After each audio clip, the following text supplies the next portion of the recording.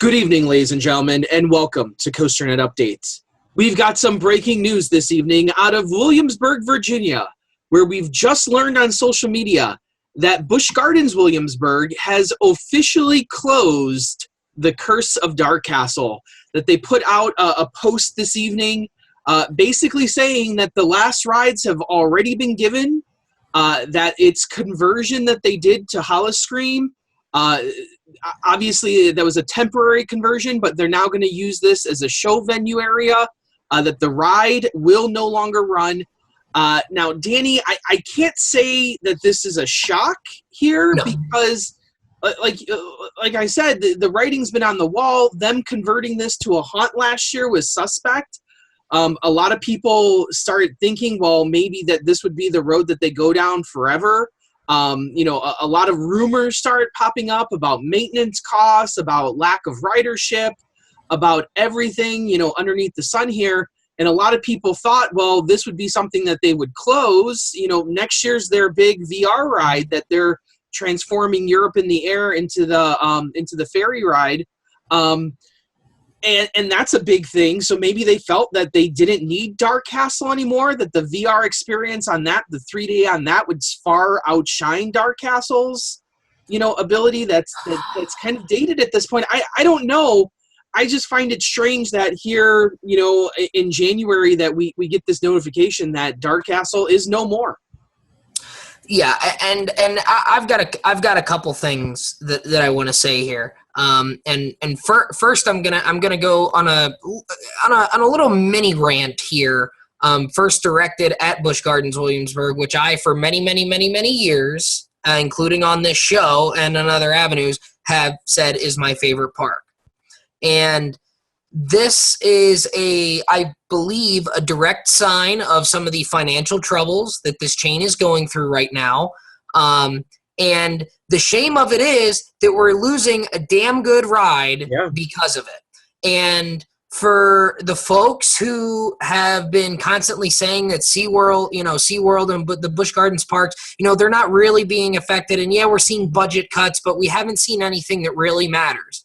Well, here's something that really matters, okay? So we're seeing a marquee ride close. And for someone who has been a huge supporter and a massive fan of Busch Gardens Williamsburg for many years, since my first visit and up to my most recent visit in October when we did the walk-through haunt, this is something that flat out should not have to happen, okay? So for Busch Gardens Williamsburg to remove one of their marquee attractions, something that makes that park unique and gives that park character, not to mention some capacity and an opportunity to get out of the sun on a hot day.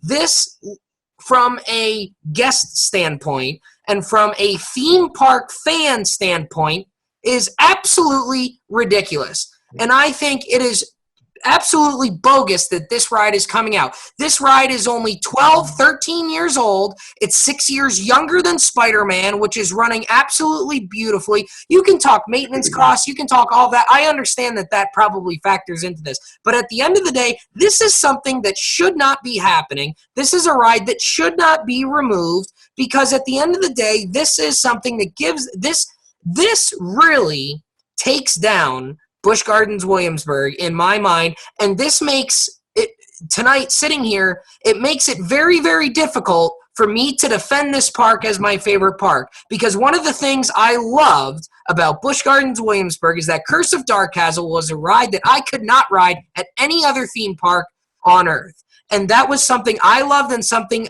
everyone loved about it. So that's one thing. So shame on Busch Gardens Williamsburg if they feel that they have to resort to this. But, and I'm going to let you go here because you and I agree on this point. Well, before you get into this, let me say, too, that at Williamsburg, that I'm not a huge fan of Williamsburg as you are. I like Tampa much better, personally. But this was something that definitely set Williamsburg apart from Tampa, something unique.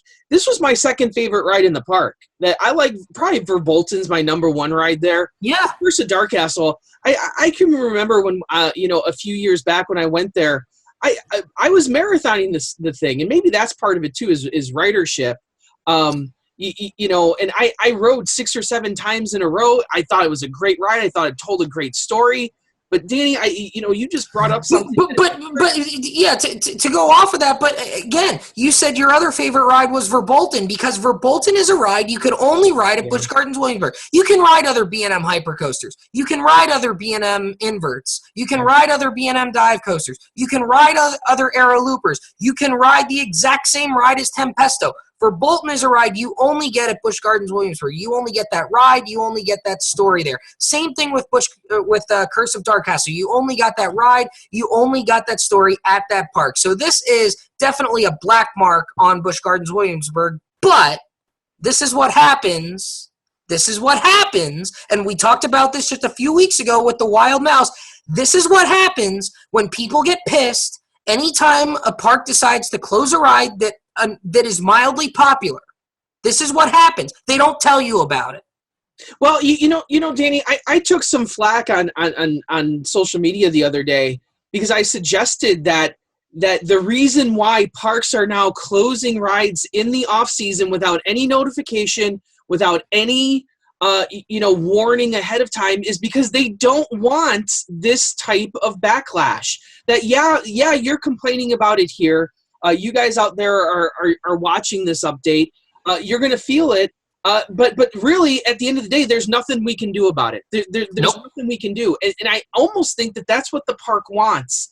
That when you look at, things like, and I go back to just this year, look at the Kennywood Log Jammer and the fiasco that came about from an aero log ride.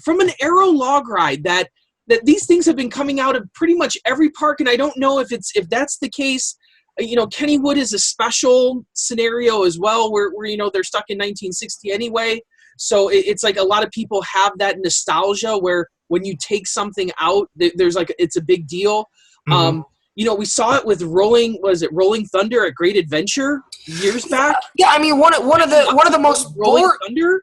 No, one of the most boring wooden roller coasters, in existence at the time. We saw it with Colossus. There was, and everyone was trying to save. And this is the problem that when you go out and you try and save everything, well, isn't this now logically the end result? And I'm not saying that I like this. I'm not saying who's to blame here, but this is logically the end result of all these petitions, all these outrages on social media. That parks now are obviously just saying, we don't want to deal with it. We're just going to close the ride. There will be no final rides. There will be no final ride auctions. There'll be no, tearful goodbyes. There'll be no people chaining themselves to the entrance of the ride. We're just going to dispense with all of that and just close it quietly over social media. I'm just going to put out a post.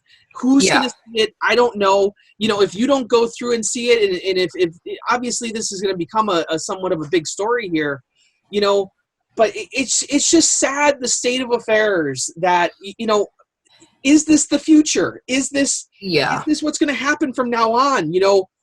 Cedar Point closed Wildcat, not a huge ride, but closed Wildcat with no fanfare. Okay. Just a few years previous, something like, Shoot the Rapids was closed without any fanfare as well. Just closed up. It's over today.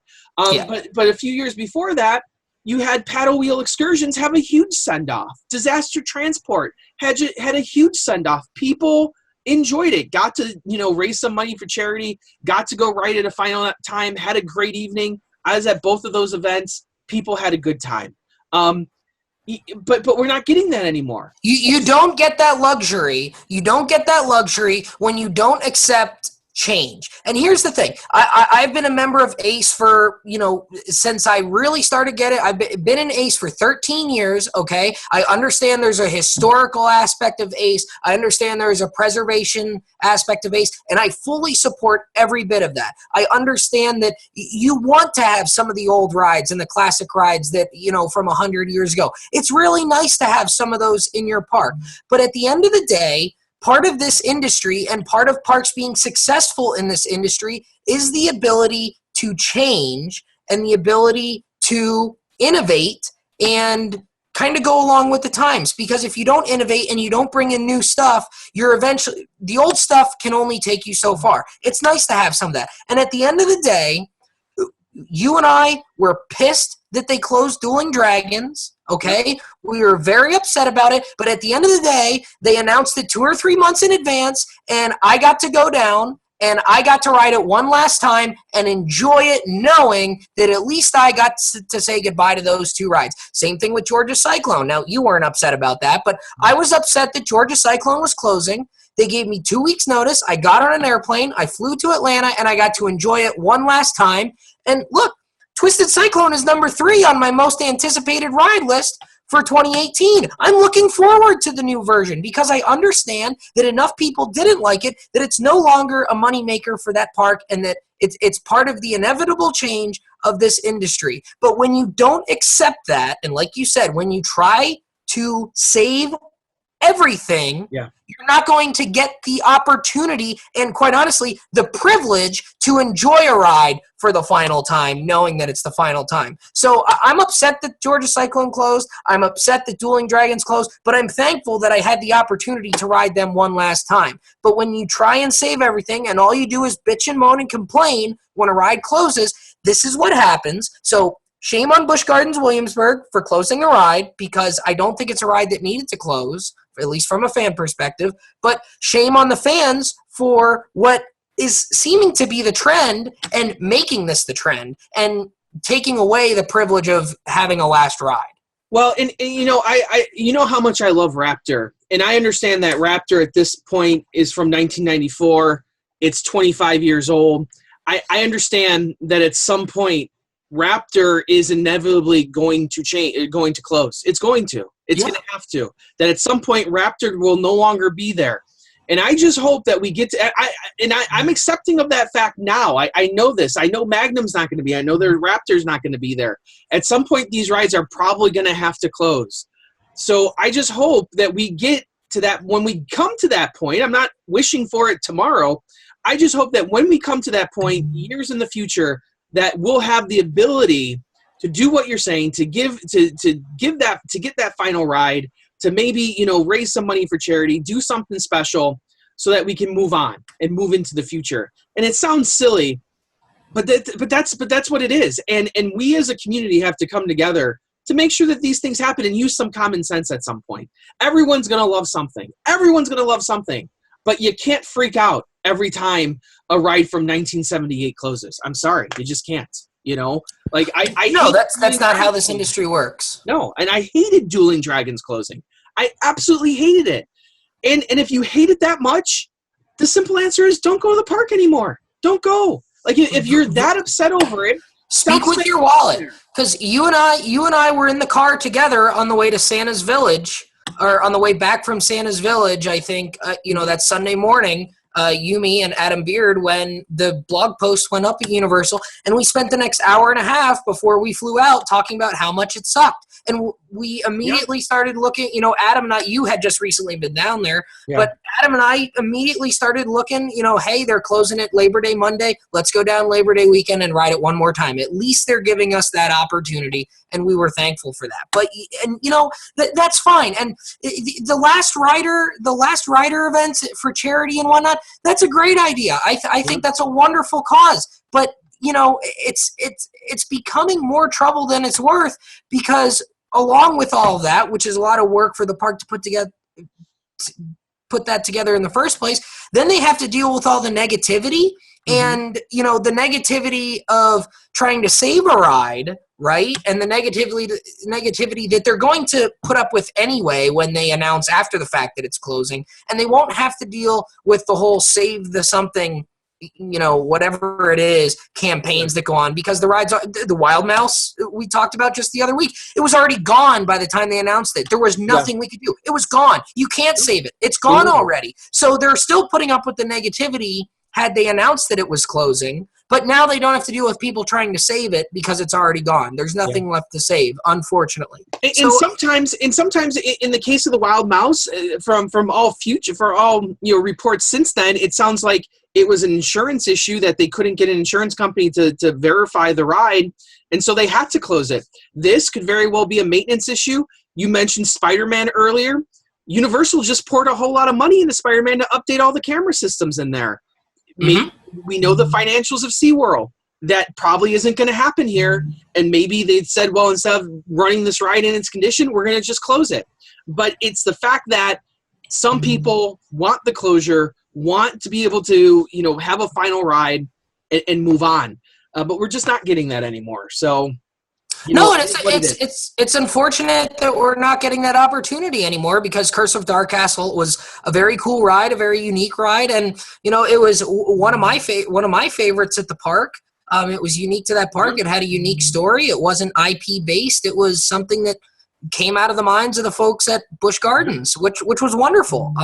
Which is why I like Wonder Mountain's Guardian and Voyage to the Iron Reef. The ride systems may not be holding up, but the stories are always there, and it's a unique storyline that caters to that park. And I always thought that was awesome. So it's unfortunate that we're not getting that opportunity. But I understand why we're not, and maybe we're going to have to accept the fact that we're not going to get an opportunity to get last rides on rides anymore, because this is the route that the community has chosen to go, which is unfortunate. So we'll keep you updated on all the latest developments here. Man, this has been an off season already. Yeah. I'm afraid to just think what's going to. We're getting a lot of new rides in 2018, but we're having just as many come out, it seems. Yeah, so we'll see what's next. So as always, thanks for joining us here on COASTER-net Update, and Ride On, Ride Warriors. See you guys.